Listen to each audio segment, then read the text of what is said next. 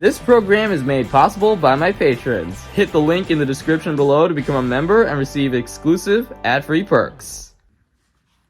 Boy, if I had a nickel for every time a teaser for an animated fifth will release this year, I'd have two nickels, which isn't a lot, but it's weird that it happened twice, right? So recently, I watched the teaser trailer for Toy Story 5, and I don't really know how to feel about it.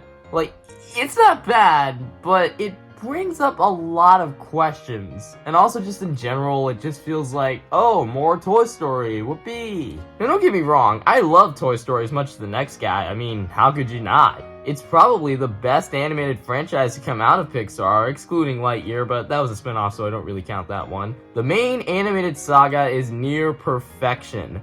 But the thing is, stories are meant to have an ending. And this one had a really good one. Hell, two really good ones. But of course, it can't stop there. You really think Disney is going to give up one of their biggest cash cows? They're not stopping with the MCU. What makes you think they're gonna stop with Toy Story? They're gonna keep milking this IP for the rest of time. Hence, this movie. I'm not gonna hate on this teaser too much. Obviously, Pixar needs a successful movie, especially after the massive disaster that was Lightyear, as well as other disappointments like Elio and possibly Hopper, since I don't really see anyone clamoring for that movie, so it's probably not gonna do well either. But at the same time, come on, man, give this series a break. This just comes across as one of the most painfully obvious cash grabs you could possibly imagine. Which, yeah, it's definitely gonna break $1 billion when it comes out next year, but that doesn't justify why the story needs to exist or even happen. And I must go back to what I said about how Toy Story already had two strong conclusions. 3 was our goodbye to Andy, 4 was our goodbye to Woody, the character that has had the most growth and development out of everyone. He's no longer with his friends anymore. He found a new purpose. He's a lost toy now. The story should be over. And then he gets to this movie and he's standing right there, basically saying,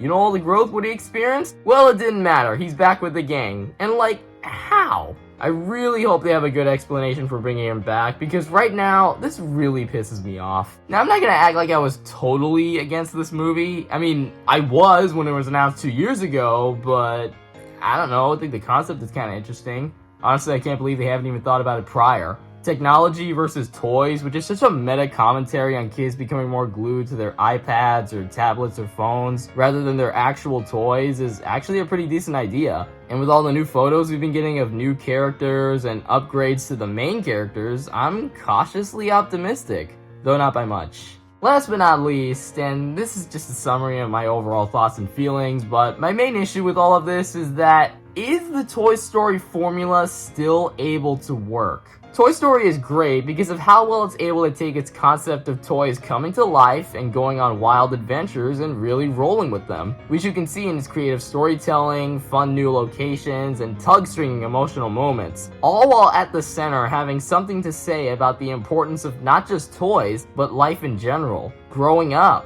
finding meaning, having identity. The original trilogy and the 4th movie does this perfectly. And I'm not 100% sure if they're gonna be able to keep it up with this movie. I love Toy Story 4 more than any other human being on Earth, but even with it, you can see the limitations Pixar put themselves in regards to continuing the story. I think it serves as a great epilogue for Woody, but the adventure itself was pretty standard by the standards of these characters in ways the previous Toy Story sequels, 2 and 3, weren't. I'm not gonna claim this movie's 100% gonna be awful, because obviously that'd be really stupid to say about a minute-long teaser. Again, I'm cautiously optimistic since Pixar's been known to surprise many times, but of course, only time will tell. This could be really good or really bad.